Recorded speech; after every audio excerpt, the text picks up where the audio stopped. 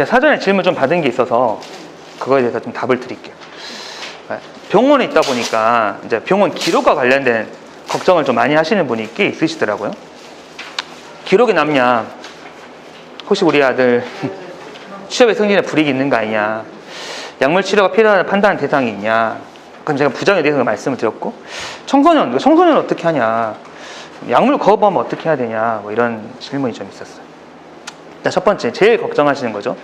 저희 병원에서도 초진을 하면 이제 뭐 때문에 오셨습니까? 쭉쭉쭉 쓰고 뭐 치료를 받았습니까? 쭉쭉 좀 제일 마지막에 혹시 진료 의사한테 하고 싶은 말이 있으십니까? 라고 있는데, 그럼 그 중에 하나가 뭐냐면 현재 내용 비밀 보장 이거를 많이 적으세요. 그럼 정말 기록이 남냐? 당연히 기록이 남죠. 기록이 남았으니까 기록이 남아. 정신과든 의사들은 어떤 손님을 만나면 이분을 뭘로 만났는지를 기록에 남기게 돼 있어요. 그러니까 의료 기록이 남겠죠. 그리고 저희가 이거를 청구를 해요. 어디에? 건강보험공단에. 그죠? 그러면 진단을 남기겠죠. 중독과 도박과 관련된 진단은 F63이라고 합니다. F63. 그러니까 아마 병적 도박이라는 용어가 병원에 가시면 대부분 써져 있으실 거예요. 이게 도박 중독을 말하는 현재 저희가 의사들이 보는 진단명입니다. 그런데 의료 기록은 남죠. 저는 성요한병원에 있으니까 성요한병원 기록에 남아 있습니다. 그런데 이 기록을 누가 임의로 열람할 수 있냐? 그렇죠? 임의로 열람할 수 있냐? 그럼 예를 들어서 제가 치료를 받고 있는데 저희 어머니가 아니 우리 아들 뭘로 치료받는지 내 의사도 궁금하다 하실 수도 있잖아요. 그러면 어떻게 해야 되냐면 어머니 신분증 있어야 되고 본인 신분증 있어야 되고 본인과 어머니가 가족임을 증명하는 가족 증명서가 있어야 되고 신분증이 있어야 돼요. 이게 없으면 저를 만나는 게 문제가 아니라 업무까지 접수가 안 돼요. 업무가 접수가 안 돼요. 그러니까 의료 기록을 가족도 열람하는 게 쉽지 않다는 거죠. 임의로 열람할 수 있는 건 불가능합니다. 그러니까 아까 처음도 말씀드린 취업을 승진을 할 때 이 내용을 누가? 삼성이 공무원이면 국가가 임의로 열람할 수 있냐? 하면 그건 불가능하다는 거죠. 다만 보험은 좀 어려우실 수 있어요. 정말 죄송한데 보험회사들은 의료 기록을 보지 않아요. 그러니까 저랑 누구님이 손님이나 보호자를 만난 내용을 임의로 열람하지 않습니다. 뭘 보냐면 이 코드를 봐요. 이 사람이 무슨 진단으로 병원에 갔어를 보는 거죠. 최소 3에서 5년 정도의 기록을 열람합니다. 그걸 동의를 안 하시면 그러니까 국민보험공단에서 내가 당신이 무슨 진료 가는지 보겠어. 그걸 동의해줘. 동의를 안 해주면 보험이 되지 않아요. 그 이유는 뭐냐면 암 환자 담보 좀 들 수 없겠죠. 그렇죠? 그래서 기록을 보는 거죠. 그런데 이 F코드는 거의 모든이라고 말씀드려요. 거의 모든 보험회사에서 이 F코드는 뭐가 안 되냐면 드는 건 문제가 안 되는데 실비보험 있잖아요. 실비보험. 그런 것들 적용이 거의 대부분 안 돼요. 실비보험이 안 됩니다. 그러니까 제가 이거는 보험회사 약관마다 다릅니다. 근데 제 경험상 선생님 이거 있다고 하는데 보험회사에서 이 진단을 빼주라고 하던데 이 진단에 들어가면 실비가 안 된대요 해서 문자를 주시면 F0부터 F9까지 써져 있어요. 그럼 그 말은 F코드는 정신과 진료 코드입니다. 네, 그렇죠. 정신과 진료 코드이기 때문에 그거는 보험을 드는 거는 문제가 안 될 수도 있는데 실비를 타는 게 좀 어려울 수 있어요. 실비보험을 타는 게. 그렇죠. 일부는 뭘 해줄 수 있냐면 우울증, 불안증은 일부 보험회사에서 실비 적용을 해주시는 것 같아요. 실비 적용을 해주시는 것 같아요. 근데 그건 보험회사 약관마다 다르니까 이런 것은 좀 어려움이 있어요. 그러니까 의료 기록을 열람할 수 있냐? 열람은 불가능하다. 승진이나 취업할 때 이게 정해되냐? 그건 불가능하다. 다만 보험은 다소 문제가 있을 수 있다. 약물 치료가 필요하냐? 어떤 사람한테 쓰냐? 저는 병원에 오신 모든 분들한테 약물 처방합니다. 그게 항우울제든 항강박제든 어려움이. 그 이유는 뭐냐면 제가 만나는 손님들은 아까 제가 쭉 말씀을 드렸죠. 센터로 내원하시는 분들은 제가 잘 모르겠어요. 하지만 병원을 내원하실 정도의 손님이라면 이분이 가지고 있는 도박의 문제가 심각하든 혹은 정서상의 문제가 어렵든 분명히 문제가 매우 높다라고 저는 판단을 하고 있어요. 그래서 모든 손님들한테 약물 처방합니다. 다만 이 약을 쓸 때는 그냥 쓰진 않겠죠. 도박 손님 오셨어요? 도박 쓰고. 우울하세요? 우울증 잘 쓰지 않겠죠. 그래서 병원에 오시면 반드시 뭘 검사하냐면 기본적인 기분과 관련된, 도박과 관련된, 혹은 전두엽과 같은 ADT 이런 선물 검사를 시행을 합니다. 시행을 하고 그 다음에 검사 결과 유무에 따라서 약을 처방하지만 대부분은 약물 처방을 하고 있습니다. 약이 근데 불편하신 분도 있을 수 있죠. 그렇죠. 약물에 대해서 고민도 많고 생각도 많고 제가 이렇게 설명을 드렸지만 좀 더 고민하실 수도 있잖아요. 그런 경우에는 추가적인 평가를 하기도 합니다. 뭐 가장 대표적인 정신과에서 하는 건 임상심리평가죠.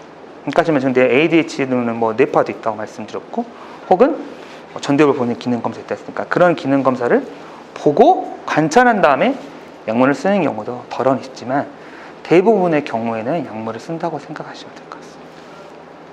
부작용이 있냐? 아까 지금 제가 부작용을 쭉 말씀드렸죠. 항우울제는 구역감 있고 두통과 어지러움이 있을 수 있고 불면과 식욕 부진이 있을 수 있다. 각 약에는 부작용이 대부분 동반한다고 보면 맞겠습니다. 물론 없는 분도 있으세요.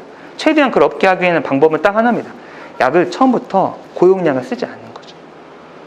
근데 이거는 단순히 중독뿐만 아니라 모든 치료할 때 제가 가지고 있는 기본적인 생각입니다. 그래서 손님들한테 뭐라 하냐면 약을 먹어도 여러분들의 어려움이 그러니까 그게 우울할 수도 있고요. 못 잘 수도 있죠. 제가 어떤 손님 중 한 분이 선생님 제발 좀 잠만 자게 해주세요. 저 잠만 자게 해주세요. 저 잠만 자면 소원이 없겠어요. 그래서 제가 약을 그래도 소량부터 써야 됩니다. 어려움이 있을 수 있지만 최소 단위 약을 드릴게요 했는데 너무 고통스러우신 거예요. 너무 힘든 거죠. 잠을 한 1주, 2주만 못 주무신 거예요. 그럼 사람이 제가 3일간 4시간 잔 적이 있거든요. 3일간 4시간만. 근데 그때 제가 어떤 생각이 드냐면 병원에서 인턴으로 근무하고 있었는데 수술방에서 제가 이제 가만히 있어요. 가만히 수술방에서 이제 밖에서 가만히 있는데 5분만 자고 싶다. 5분만 자고 싶다. 24시간 내내 5분만 자고 싶다는 생각밖에 다른 얘기가 안 들릴 정도. 그러니까 그분이 고통이 엄청나게 큰 거죠. 그래서 약을 높게 드렸어요. 실제로. 그리고 이틀 뒤에 오셨어요. 왜 오셨냐? 내가 잠을 자게 해달라지 재워달랬냐? 그러니까 부작용이 생기면 무서운 거죠. 여러분들이 치료하는 것 중에 정신과 하면 어떤 게 들어오세요? 내성이 들어오시잖아요. 의존이 될까 봐. 우리 도박이 중독이 문제 있지만 혹시 이 약이 내성이 생기고 의존이 생기면 어쩌지라는 걱정을 대부분 손님들 하시고 사실 저도 해요. 저희도 해요. 실은. 그래서 최소 양으로 씁니다. 다만 그럼 내성을 걱정하시잖아요. 내성. 그죠? 항우울제나 항갈망제는 내성이 없다고 단언할 수 있습니다. 단언할 수 있어요. 실제로 항우울제의 가장 큰 장점 혹은 항갈망제의 가장 큰 장점은 그 자체의 약에 대한 내성과 의존이 없다는 거죠. 그래서 내성과 의존을 걱정 안 하셔도 돼요. 이 두 가지 약은 아까 말씀드렸지만 ADHD 약물은 조심스럽게 접근을 해야 돼요. 검사가 생각보다 좀 더 있어야 돼요. 물론 치료가 급박하게 필요하신 분들은 아주 간이 검사를 할 때도 있지만 그래도 이거에 대한 초기 평가는 반드시 해야 되고 내성이 존재합니다. 그래서 이 약을 고용량을 쓸 때는 충분히 고민하고 약물을 써야 돼요. 근데 잠을 못 주무시는 경우도 있다 했을 수 있잖아요. 정서상의 어려움이 있어서 못 자거나 혹은 너무 가슴이 욱욱욱 튀고 해서 이런 심리적 안정을 위해서 쓰는 불안과 관련된 약물들은 약물 복용 시에 내성이 있어요. 그리고 제가 질문 받은 것 중에 선생님 하나가 혹시 운전을 해도 되는지 물어보시는 분이 있더라고요. 항우울제, 항갈망제는 특별하게 내성이 없고 특별한 문제가 없기 때문에 운전하시는 데 있어서 큰 문제는 없으십니다. 다만 수면제나 항불안제 쓸 때는 초기에는 운전을 조심하셔야 돼요. 약이라는 것이 항불안제는 기본적으로 항불안 효과도 있지만 몸을 이완시키는 근육을 이완시키는 효과가 분명히 존재합니다. 존재해요. 그러니까 초기에는 약을 쓰고 초기에 어떤 반응이 생길지 예측이 잘 안 되죠. 물론 소량의 약을 드리고 있긴 하지만 그래서 이 약이 좀 적응되는 초기에는 운전을 주의하라고 말씀드려요. 다만 항우울제나 항갈망제는 그렇게 큰 영향은 없습니다. 청소년 어떻게 하냐? 청소년은 항갈망제는 성인에게만 급여가 적용이 돼요. 급여가 적용된다는 건 무슨 뜻이냐면 이 약의 연구가 성인에게만 연구를 시행했다는 거죠. 청소년에 대한 연구 자체가 없습니다. 그리고 여기서 말하는 성인은 65세 이하를 말해요. 18세에서 65세. 그런데 다행히 항갈망제는 날티렉스, 아까 말씀드린 그 날티렉스 약은 노인에게도 적용 가능해요. 근데 청소년은 아직은 쓰기가 어려워요. 쓸 수는 있는데 쓰는 경우에 반드시 뭐라고 약을 써야 되냐면 급여 처방을 안 돼요. 그러니까 우리가 급여가 원하는 국가에서 여러분들이 국민보험공단에 내시잖아요, 돈을. 그리고 의사들은 그 약을 처방하고 수가를 받습니다. 근데 그 처방에서 급여 처방이 적용이 안 돼요. 청소년기에 항감망제를 쓰는 경우는 있지만 대부분 잘 쓰지 않습니다. 저 개인 경험은. 대신 항우울제나 ADH, 그러니까 항우울제도 모든 약이 다 적용되는 건 아니지만 일부 항우울제나 ADH는 ADH 자체가 청소년 질환이기 때문에 청소년에게 승인된 약물이에요. 그래서 급여 적용을 하고 안전하게 약을 쓰면 청소년 같은 경우에는 항갈망제를 먼저 쓰기보다는 항우울제나 혹은 평가활동한 ADH 약물들을 먼저 쓰는 게 일반적이고 용량이 크게 달라지진 않습니다. 청소년이니까 더 적은 용량을 쓰고 혹시 더 높이 써야 되냐라고 하면 더 낮게 써야 되냐면 그러진 않아요. 청소년과 성인의 약물 용도는 비슷합니다. 약물 처벌을 거부한 경우가 꽤 많죠. 실제로 그래서 보호자분이 와서 약을 받아가시는 경우도 실제로 많이 있습니다. 약을 거부한 이유가 뭘까요? 저는 가장 큰 이유는 손님 스스로가 중독에 대해서 수용 자체가 어렵다고 생각이 들어요. 이게 제일 사실 치료의 관건이죠. 우리가 12단계를 말할 때 12단계에서 1단계가 중독에 대한 인정이거든요. 그 인정하기가 어렵기 때문에 치료를 거부하는 경우가 많고, 두 번째는 뭘까요? 중독자라고 하는 것이 우리에게 주는 이미지가 있죠. 아무것도 못할 것 같고 늪에 빠져 있는 것 같은 느낌. 그거는 손님만 갖는 게 아니라 보호자분도 갖고 있죠. 보호자분. 혹시 우리 아들이 이 치료를 시작해서 이 진단을 받으면, 아까 제일 처음 말씀드린 거죠. 승진이나 취업에 잘못되는 거 아니야? 뭐가 문제가 있는 거 아니야? 하는 두려움이 있을 수 있죠. 그리고 약물 그 자체에 대한 불편감이 있겠죠. 약물 그 자체의 불편감이라면 우리가 한번 고민해보고 찾아보고 다른 약들을 얼마나 트라이 해볼 수 있지만 1단계의 경우가 온다면 참 어려워요. 저희도 사실은. 근데 저는 개인적으로는 억지로 약을 주라고 하진 않습니다. 그러니까 보호자분이 오셔서 간혹 있어요. 아들 몰래 약을 주고 싶다. 뭐 갈아서든지 요플레 타서라든지 주고 싶다 하는 분도 진짜 있으세요. 너무 힘드니까. 우리 아들이 안 좋아지는 모습을 보여주니까. 약이라도 한번 먹어서라도 회복을 시키고 싶다. 그 마음은 이해가 되는데 약을 처방하진 않아요. 왜 그러냐면 중독 치료를 할 때까지 원칙이 있다고 말씀드렸죠. 첫 번째가 정직한 거거든요. 정직하는 거예요. 그거는 손님 보호자도 마찬가지. 몰래 이 문제에 대해서 손님들이 확대 재생산을 하고 있어요. 근데 보호자도 몰래 하고 있어요. 치료를. 그러면 사실 그거는 회복을 도와주는 길이 아니죠. 오히려 그 문제를 해서 오히려 보호자와 환자 갈등이 심해지는 경우도 있어요. 그래서 저는 그런 경우라면 약물을 처방을 안 하시는 것이 더 좋다. 오히려 그렇게 애를 쓰시는 그 힘으로 본인 스스로의 회복을 집중하셨으면 좋겠다라는 말씀을 드려요. 근데 쉽지 않죠. 왜냐하면 아까 전에 저 태풍 얘기를 했는데 태풍 속에 빠져있는 우리 아들을 기다리고는 그 부모의 마음은 사실은 너무나 안타깝고 너무나 힘든 거죠. 제가 좀 나중에도 말할 건데 물에 빠져있는 우리 아이가 물에 빠졌어요. 당장이라도 가서 구해주고 싶은 게 부모의 마음이죠. 그러지 않으실까요? 저도 제 아이가 아까 전에 들어오기 전에 아이 얘기를 좀 했었는데 제 아이가 이제 10살, 5살이에요. 쌍둥이거든요. 3명 아이를 키우고 있어요. 만약 우리 아이가 아프면 예전에 제가 제주도 갔는데 아이가 아픈 거예요. 근데 지금 태풍이 왔었어요. 제주도에. 근데 제가 그 피를 뚫고 그 서귀포 제주도 갔어요. 어떻게 간지도 모르겠어요. 그 감기 하나 밟고 오려고 열이 막 오르니까 아무 데도 없는 거예요. 24시간 묻는다. 새벽인데. 그래서 막 비를 뚫고 막 그 약을 구하러 갔던 기억이 있어요.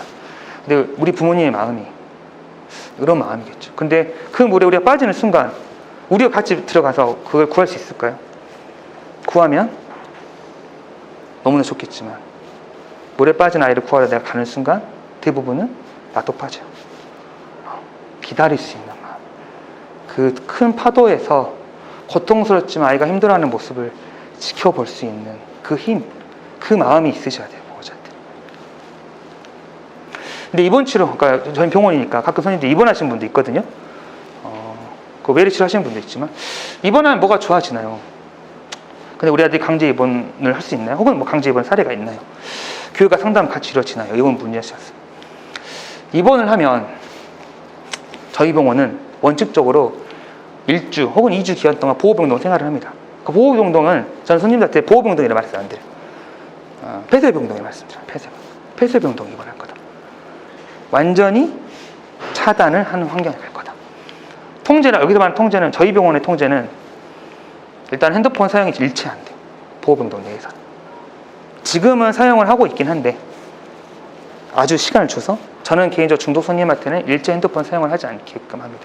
그거는 보호병동에 올라가거든 개방병동이라 해서 일반병동 올라가도 마찬가지입니다. 통제를 해요. 핸드폰만 통제하냐? 당연히 중독과 관련돼서는 핵심은 돈이죠. 경제적인 거지 않습니까? 돈도 제한을 합니다. 대부분 일주일에 3만 원 정도를 시작해요. 혹은 2만 원, 만 원 정도. 용돈을 들 때도 있고요. 혹은 보호자 체크카드를 드려요. 체크카드, 보호자 체크카드. 그래서 돈을 쓰면 다 어떻게 보호자한테 갈 수 있는. 그렇게 세팅을 미리 해놔요. 그렇게 이걸 동의하지 않으면 입원을 하지 않습니다. 처음부터 입원 자체를 하지 않아요. 그 말은 뭐냐면 통제된 생활에 대해서 본인이 수용할 수 있는 마음이 있냐는 거죠. 입원을 한다는 건 그냥 단순히 입원하는 게 아니라 내 생활이 제한되는 것조차를 그걸 수용할 수 있는 마음이 있냐, 이걸 전제로 해야 돼요. 그걸 하지 않고는 치료하지 않습니다. 그러니까 기본적 환경적 세팅을 마련하고 당연히 개인 면담과 집단 치료를 하죠. 저희 병원 이렇게 하고 있습니다. 저희 병원. 그건 저희 병원 사례입니다. 저희 병원 사례. 손님들끼리 하루에 한 9시 반에 하루 계획이라 해서 책이 있어요. 하루 명상이라는 책이 있어요. 그 책을 함께 읽고 자기 오늘 하루 삶을 어떻게 지내겠다, 오늘 어떻게 지냈다, 어제 어떻게 지냈다, 이걸 함께 나누고요. 10시, 지금 10시 반인데 지금은 11시쯤 하고 있어요. 11시에. 저도 2시쯤에 월요일날 지금 프로그램을 하고 있고, 저희 병원이 카톨릭과 관련된 사실 병원이에요. 그래서 신부님이나 수녀님이 오셔서 프로그램을 같이 하고 계세요.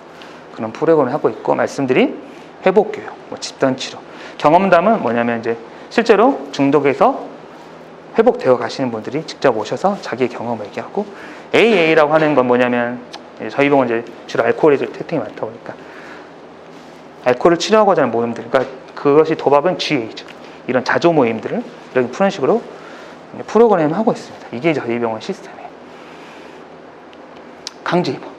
강제 입원 하냐? 그러면 저희 병원은 강제 입원 하지 않습니다. 저희는 알코올뿐만 아니라 중독과 관련된 모든 치료할 때 기본적인 원칙은 보호 입원, 강제 입원을 하지 않아요. 강제 입원을 하지 않아요. 다만 그럼에도 불구하고 보호 입원을 하는 병원이 있고, 저희 병원도 중독과 관련된 여타 질환에 대해서는 보호 입원을 하고 있습니다. 그럼 보호 입원을 어떻게 하냐, 왜 해야 되냐, 혹은 기준이 어떻게 되냐면 기준은 딱 명확합니다. 정신과적인 어려움이 있고, 그로 인해서 자해나 타해 위험성이 있어서 입원 치료가 필요하면 의사가 일단 결정을 하겠죠. 정신과 의사가 결정하고 보호 의무자 2명 이상의 동의를 받아서 입원을 합니다. 그럼 어떻게 면담하냐? 일단 의사가 만나고, 정신과적인 어려움이 있고 자타의 위험성이 있네? 그럼 입원을 합니다. 입원을 하면 당연히 환자분 입장에서는 보호 입원이 아니라 강제 입원이잖아요. 당연히 뭘 할까요? 퇴원 요구를 하겠죠. 당연한 건 당연한 거. 그러면 입원을 하면 처음 만났던 의사와, 여기 원래 원칙은 다른 기관 소속의 정신과 의사가 2주 안에 다시 옵니다. 다시 와요. 그러니까 전혀 이분에 대해서 사전 지식은 있지만 이분을 만나지 않은 다른 의사가 와서 같이 면담을 합니다. 이분은. 그래서 이번 시점의 의사와 2주 후에 만난 정신과 의사 의견이 일치하면 입원 유지가 됩니다. 3개월. 여기서 불일치가 되면 퇴원이 됩니다. 이런 절차들이 있어요. 다만 제가 왜 중독에 대해서는 안 하냐면 그러니까 정직을 말했고 두 번째 책임을 말씀드렸잖아요. 자기 문제에서 스스로 책임을 져야 되는 거죠. 우리는 그렇게 되지 않았기 때문에 이 문제가 계속 스노우볼처럼, 요즘 스노우볼이라는 표현을 커져왔기 때문에 입원을 이런 식의 보호 입원을 하게 되면 우리의 문제의 책임은 누구에게 있냐면 보호 의무자에게 있어요. 동의를 얻거든요. 그럼 이 입원의 주체가 누가 되냐면 손님이긴 한데, 손님이긴 하나 이 입원은 보호자의 몫이 돼요. 저는 이제 그런 원칙이 있기 때문에 저 개인적으로 보호 입원을 원하는 보호자도 있어요. 그리고 어떤 손님은 자기를 보호 입원 시켜달라는 분도 있어요. 내가 마음이 약해질까봐. 그러니까 3개월 차라리, 그러니까 자의 입원, 동의 입원하면 2개월마다 본인 의사를 물어보게 돼 있어. 2개월 안에 본인이 나 가겠다. 그러면 퇴원해야 돼요. 그러니 선생님 그냥 저 보호 입원 시켜주세요. 제가 혹시 의지가 약해질까봐 그냥 저 보호 입원 하랍니다. 그러니까 3개월간은 무조건 치료받을 테니까 저를 보호 입원 시켜달라는 손님도 실제로 계세요. 근데 실제로는 저는 어떤 경우도 보호 입원 하지 않아요. 그게 옳다 맞다의 말씀을 드리는 게 아니에요. 자기 문제 스스로 책임지는 것이 중독 치료의 원칙이기 때문에 그런 입장에서는 보호 입원을 저는 개인적으로 권하지 않고 있고 환자분한테도 말씀을 드려요. 스스로 자기 문제 책임지는 거.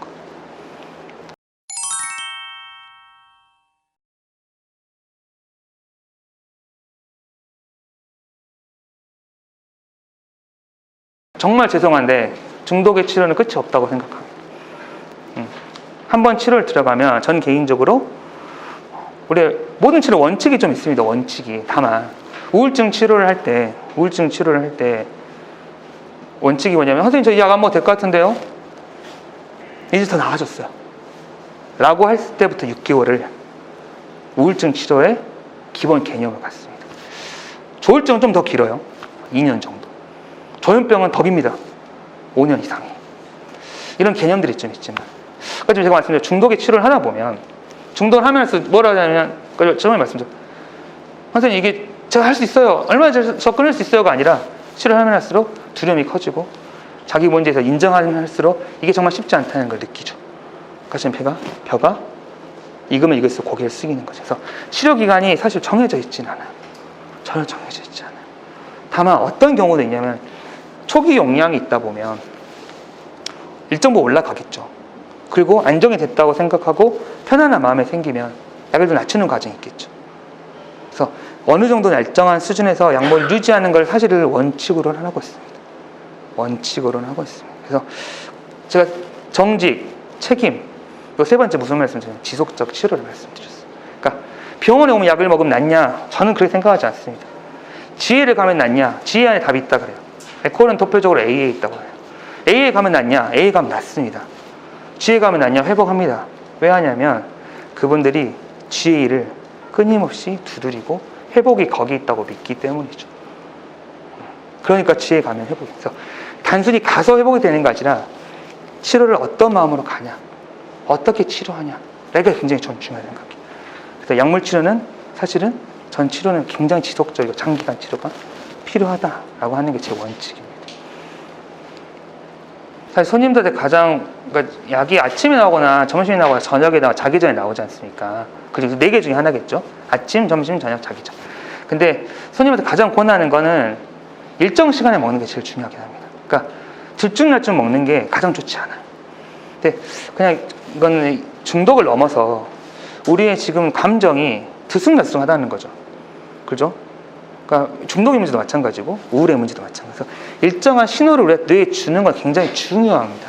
그래서 같은 시간에 일정하게 먹는 게 가장 중요하고 다만 ADHD 약물 같은 경우에는 어제 못 먹은 거예요. 그럼 점심에는 크게 문제가 안 될 것 같아요. 먹어도. 근데 저녁에 먹으면 안 되겠죠.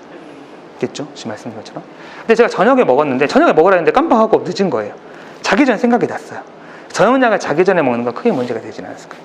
다만 하루 이틀 약을 먹으면 그러니까 저용량의 약을 먹었을 때는 약을 순간적으로 하루 이틀 안 먹는다 해서 문제가 되는 경우는 없다고 보시면 맞습니다. 다만 고용량의 약을 먹고 있다. 예를 들어서 ADHD 약이든 우울증 약이든 내가 어느 정도 일정 이상 용량이 올라가는 한 번에 끊는다. 그러면 첫날은 거의 문제가 없으실 거예요. 둘째 날도 문제가 거의 없습니다. 근데 셋째 날쯤 되면 우리 뇌라고 말씀드렸죠. 뇌에서 세로토닌이 갑자기 빠지는 거죠. 근데 하루 안 먹은 데서 갑자기 세로토닌 농도가 뇌에서 없어지진 않겠잖아요. 축적된 용량이라는 게 있어요. 근데 3일째 정도 되면 우리 몸에서 완전히 빠져나갑니다. 완전히. 그러면은 신호를 달라 그래요. 세로토닌 빨리 줘. 한마디로. 세로토닌 빨리 우리 뇌에 넣어줘라는 일종의 신호를 보내요. 그 중에 그게 뭐냐면 대표적으로 어지럽거나 손이 떨리거나 혹은 막 설산하는 경우가 있어요. 고용량의 항우울제를 복용하는 경우에는 3일째까지 약을 끊게 되면 말씀드린 그런 몸의 반응이 사실 먼저 나타나실 가능성이 높아요. 그러니까 몸이 먼저 그러니까 마음이 반응하기 이전에 몸이 먼저 반응할 가능성이 있어요. 그래서 일정 이상 용량을 먹었을 때는 반드시 약을 먹을 때, 그러니까 여행을 가시고 막 빼먹으실 때도 있을 수 있잖아요. 가끔 제 손님 중에 제주도 갔다가 약을 빼먹고 안 가져가 버리신 거예요. 그래서 그분은 우울증 손님이신데 꽤 높은 용량을 먹다가 여행을 가고 3일째쯤부터 이제 막 손이 떨리고 어지러움이 심해져서 여행이 안 돼 버리시는 분도 있었어요. 그래서 물론 제가 도박 손님들과 관련된 중독된 약들도 물론 우울증 약을 쓰기 때문에 그런 것들은 좀 조심하실 필요성이 있다고 생각이 들어요. 하나 더 질문하겠습니다. 네. 우울증 약을 이렇게 먹고 있잖아요. 이제 크게 뭐 사회생활 문제 있는 건 아니니까 네. 직장생활 하면서 먹을 수도 있고, 그다음에 이제 회식 자리라든가 일주일에 이렇게 있으면 음주를 할 수도 있잖아요. 네네. 자주는 아니더라도 정신과 약을 먹는 상태에서 일주일에 한 번 정도 뭐 음주를 하게 됐을 경우 네네. 크게 문제가 되는지. 그러니까 사실 항갈망제라고 제가 오피오이드 약을 말씀드렸잖아요. 오피오이드. 그 약 자체가 알코올과 관련된 약들이겠죠. 그렇죠? 그러니까 당연히 그런 약들 계통들은 술을 먹을 수도 있잖아요. 알코올 손님들이 이 약을 먹으면 갑자기 술을 끊을까요? 그렇게 되면 너무 좋지만 우리가 그렇지 않은 것처럼 그럴 수 있는 가능성이 있고 그걸 항상 가정하고 있습니다. 약들을 항갈망제 특히나. 그래서 약을 먹을 때 항갈망제보다 술을 먹으면 안 되냐 그러면 절대 그러지 않습니다. 문제되지는 않습니다. 항우울제도 크게 문제되지는 않습니다. 다만 수면제와 같은 수면제 같은 거나 항불안제는 약하고 술이 뇌에 같은 부위를 향해 달려갑니다. 그러니까 작용하는 곳이 같아요. 그러다 보면 대부분 술이 훨씬 더 빨리 들어갑니다. 그럼 약이 먼저 약을 먹고 술을 먹더라도 이미 약이 먼저 우리 뇌에 작용을 하고 있어요. 그럼 그걸 뚫고 가야지 않습니까? 근데 뚫지 못하겠죠. 그래서 약 효과가 떨어집니다. 그래서 대부분 수면제를 드시는 경우에는 술을 먹으면 그날은 수면제를 드시지 말라고요. 그러면 당연히 뭐가 될까요? 불면이 오겠죠. 근데 그럼에도 불구하고 말씀드린 것처럼 뇌과학적으로는 수면제는 술과 함께 복용하는 것을 원칙적으로 금하고 있습니다. 우리 지금 질문하신 분처럼 내일 퇴원하신 분이 한 월선님이 있는데 퇴원을 정말 바라셨거든요. 퇴원하고 싶다고. 근데 막상 퇴원을 내일 하십니다. 내일 하시는데 오늘까지 저를 만나서 면담을 요청하시던 선생님 근데 똑같은 말씀하셨어요. 그래서 혹시 정말 퇴원하는데 혹시 술에 대한 갈망이 너무 심할 때 먹을 수 있는 약이 있을까요? 혹시 점심 땡겨 먹어야 될까? 저녁 땡겨 먹어야 될까? 라고 물어보시는 분이 있어서 그분한테는 제가 뭐라 했냐면 제가 그분한테 필요시약을 드린댔어요. 필요시약을 드리겠다. 그러니까 충동 그 자체를 약을 억제하는 약이 있냐라고 하면 죄송한데 그 순간의 충동을 억제하는 약은 존재하지는 않습니다. 그럼 무슨 약을 드리겠냐고 말씀드리냐면 그 감정이 올라오면 굉장히 불안해지죠. 초조하고 안절부절해집니다. 왜냐면 나도 끊고자 하는 마음이 분명히 있는데 그거 역행하는 지금 몸의 신호가 나타나고 있잖아요.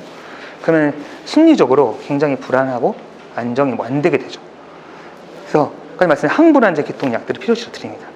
그 약을 먹으면 아주 죄송한데 좀 고용량 약을 드릴 것 같아요. 제가 그만에 고용량 약을 드리겠다 말씀드렸거든요. 고용량 약은 좀 약간 몸이 릴렉스되고 좀 처집니다. 처지는 느낌을 좀 받아요. 그럼 그 불안과 관련된 심리적인 그 긴장도가 떨어지니까 그 말씀하신 갈망에 다소 줄 수는 있을 것 같습니다. 그래서 실질적으로 그 충동 자체를 억제하는 약이 있냐라고 하면 그 약은 존재하지 않으나 그런 심리적인 갈등으로 생기는 어떤 몸의 반응들, 심리의 반응을 줄이는 약들은 존재하긴 합니다. 그래서 그분한테 제가 필요시약을 드리기로 했거든요. 내일 퇴원하실 때. 그런 계통 약은 드릴 수 있을 것 같습니다. 저희 부모들의 최고 어떤 목표는 막 중독을 안 하는 건데 약을 복용하는 것과 약을 복용하지 않는 자 차이가 많이 있나요? 있냐? 그럼 무슨 말씀드리죠? 모든 치료를 할 때 치료에 대해서는 저희는 가능성을 높이는 거죠. 그러니까 안 하게끔 하는 게 목표인데 죄송한데 안 할 수 있냐는 거죠. 쉽진 않을 것 같아요. 쉽진 않을 것 같아요. 제가 쉬운 치료를 하고 있다고 생각하지 않았어요. 다만 제가 조금 처음에 보여드린 슬라이드처럼 치료에 있어서 어떤 치료든 단독으로 치료할 때보다는 병행해서 했을 때 치료 효과는 훨씬 높습니다. 그러니까 거기는 단주할 수 있는, 단도박할 수 있는 성능률을 높일 수 있는 게 어떤 게 있냐라고 하면 말씀하신 우리가 지금 여기 고민하고 있는 것처럼 이런 치료를 함께 병행하는 것은 분명히 더 도움이 되실 거라고. 끊을 수 있습니까? 라고 물어보시면 제가 그 답은 못 드릴 것 같아요. 하지만 조금 더 우리가 회복할 수 있는 가능성이 있습니까? 라고 한다면 저는 가능성이 조금 있다고 생각합니다. 자체가 안 맞는 거지. 그렇죠. 그게 어려운 거죠. 그러니까 가족들이 중독 치료할 때 그런 말씀 많이 하죠. 당사자가 오지 않더라도 가족들은 오셔야 됩니다. 라는 말씀을 많이 하시죠. 지금 오늘도 안 가려고 하는데 오셨잖아요. 그죠? 회복을 돕는 사람이 되고 싶고 내 회복을 위해서 오셨잖아요. 그래서 그렇게 죄송한데 억지로 하기는 어렵습니다. 억지로 하기는 어려워요. 다만 우리가 기다리는 거죠. 기다리려면 우리 안에 힘이 있으셔야 될 거 아니에요. 보호자분이 힘이 없으시고 지금 계속 에너지를 쓰고 계시는 상황이잖아요. 우리 힘을 얻기 위해서는 가족들은 반드시 이런 내용에 대해서 알고 계셔야만 해요. 그래야 정말로 도움이 올 때 우리가 모든 중독 치료할 때 이런 말을 합니다. 바닥을 찍는다고. 바닥을 찍는다고. 우리가 그때 이 스님들이 혹은 대상자분이 바닥을 찍을 때 도와주셔야 되잖아요. 도와주셔야 돼요. 그 힘을 가지려면 우리가 지금은 제가 오늘 외래에 오시는 분, 그분 조박중 손님이 아니신데 끊임없이 자해를 하고 오세요. 끊임없이 자해를 하죠. 좀 멈췄거든요. 다시 시작하더라고요. 미치겠어요. 의사로서. 솔직히 말씀드렸어요. 내가 너무 힘들다. 당신을 치료하기가. 자꾸 우리가 노력을 하는, 그분이 노력 안 하는 거 아니거든요. 안 하려고 엄청 노력하셨어요. 약도 엄청 쓰거든요. 근데 계속 문제들이 발생을 해요. 그래서 제가 솔직히 말씀드려요. 당신, 누구니 너무 힘들 텐데 참 나도 마음이 힘들다. 노력을 하는데 그분이 뭐냐면 노력을 해도 좋아지는 게 없대요. 나도 노력을 하는데 약을 먹고 있는데도 좋아지지가 않는 거예요. 절망스럽죠. 죽는 게 더 낫지 않을까? 이게 무슨 의미가 있을까? 제가 그랬어요. 저도 힘들다. 우리가 치료를 해도 아마 지금은 우리가 더 내려갈 것 같다. 더 내려갈 수도 있을 것 같다. 다만 더 내려가는 과정 중에 어느 순간 바닥을 찍고 우리가 회복할 수 있는 그게 있다고 나는 생각하기 때문에 너무너무 힘들지만 우리 포기하지 않았으면 좋겠다 말하고 매주 만나요. 매주 만날 때 사실 저도 고통스러워요. 어떤 얘기를 해야 될까? 그분을 매주 만날 때마다 어쩌면 이게 꼭 정신과뿐만 아니라 중독도 하지 않을까. 보호자 뭐 애쓰시잖아요. 꼬셔보기도 하고 어쩔 때는 막 달래보기도 하고 윽박질러 보기도 하고 이것저것 모든 걸 다 해보고 계시잖아요. 근데 조금씩 내려가고 있단 말이에요. 더 바닥을 향해. 이게 바닥이라 생각했는데 더 바닥으로 내려가는 거예요. 그 가족을 보는, 그 대상자를 보는, 혹은 당사자 본인 스스로도 얼마나 괴로우실 거예요. 안 하고자 하시잖아요. 근데까지 갈망이 오신대요. 이게 정말 될까? 이 갈망이 과연 없어질까? 이 도박의 문제가, 혹은 도박을 넘어서 내 삶을 회복할 수 있을까? 라는 절망감이 드는 거는 우리 당사자인 본인도 아실 거죠. 가족도 아실 거예요. 내려갈 수도 있겠죠. 다만 우리가 지금 교육을 듣고 지금 우리가 만나는 이유는 더 내려갈 수도 있지만 그 바닥을 찍고 우리가 회복의 길로 갈 수 있을 거라는 기대와 희망이 있기 때문에 그걸 놓치지 않으시는 게 가장 중요할 거라 생각을 해요. 예, 맞아요. 근데 어떤 경우가 있냐면 제가 간혹 손님들이랑 싸울 때도 있어요. 막 싸워요. 막 다투기도 해요. 왜 그러냐 도대체. 제일 쉬운 거는 그냥 진료에 맞춰서 5분, 2분 단위 끊어버리면 돼요. 그러면 저 예약 다 맞출 수 있어요. 2분 단위, 5분 단위로 그냥. 그러니까 제가 어떨 때는 너무 오래 기다리시니까 시계줄 하나 달까? 그 머리시계 있잖아요. 5분짜리 모래시계를 달고 이걸 딱 달고 쭉 한번 멈출까 이 생각도 해봤어요. 정말로 너무 지금 말씀하신 이 문제 때문에 저 너무 고민이 돼서. 물론 짧게 면담하는 경우도 있는데 좀 조어자분한테 손님들한테 좀 부탁드리고 싶은 거는 되게 잘 길 수도 있고 어려울 수도 있는 것 같아요. 저도 그러고 싶지 않은데 근데 어쩔 때는 다툴 때도 있거든요, 손님들하고. 그러니까 다툰다는 게 진짜 뭐 치고받고 하는 게 아니라 누구의 문제에 병식을 심어주기 위해서일 수도 있고, 혹은 말씀드린 이 절망감에 있는 분한테 저도 좀 들어줘야 될 때가 있고, 저도 어쩔 때는 너무 힘들다라고 감정을 표현할 때도 있어요. 그런 시간은 글쎄요, 저는 약을 쓰긴 하지만 오늘도 약을 얘기했지만 약만으로 회복이 가능하다면 참 죄송한데 그러진 않을 것 같아요. 아침에 제가 저희 병원 프로그램에 말씀을 드렸는데 여기에는 저랑 만나는 개인 시간 없어요. 그러니까 여기 플러스 개인 면담이 있는 거예요. 여기 플러스 개인 면담이. 그만큼 공을 좀 들여야 되는 손님들이 있더라고요. 모든 손님 공을 들 수는 없지만 특히나 처음 만나신 분들한테는 좀 시간을 투자해야 된다고 생각을 하고 있어요. 그래서 죄송한데 기다리실 것 같습니다. 마지막으로 이게 마지막 슬라이드인데 가져갔다 하고 싶은 말씀이 있어요. 제가 내일 퇴원하시는 보호자 손님 한 분 계시고 그 보호자가 저를 정말 만나길 원하세요.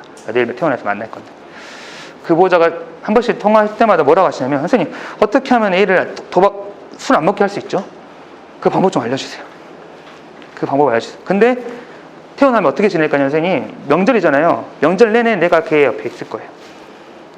술 먹는지 안 먹는지 살펴볼 거예요. 9월 말 정도까지 평가해보고 그래도 괜찮으면 얘 조금 일 시켜보려고 해요.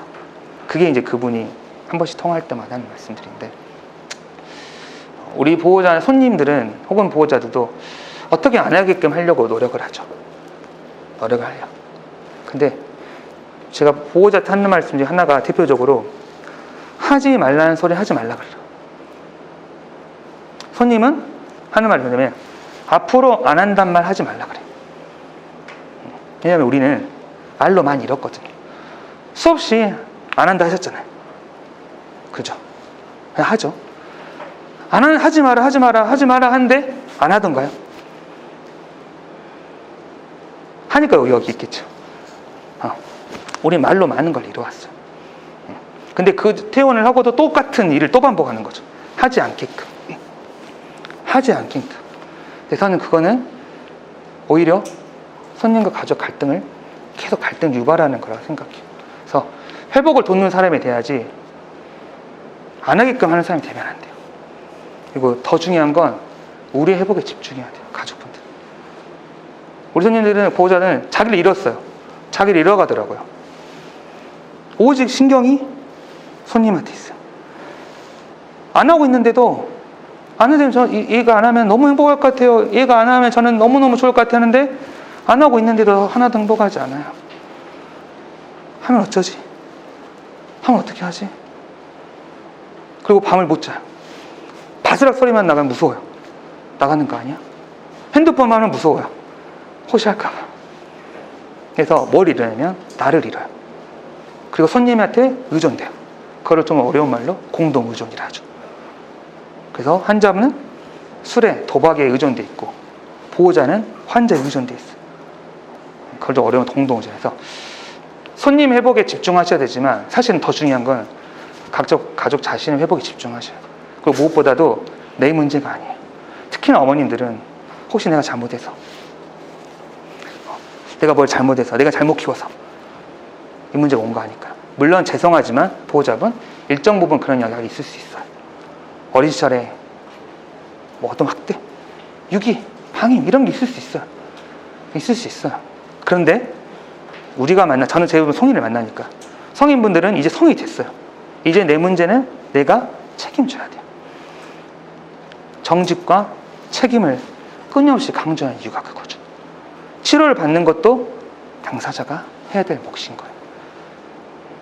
그래서 보호자분은 꼭 내 문제가 아니다. 이거를 꼭 명심하셨으면 좋겠어. 나의 회복에 집중하셨으면 좋겠다.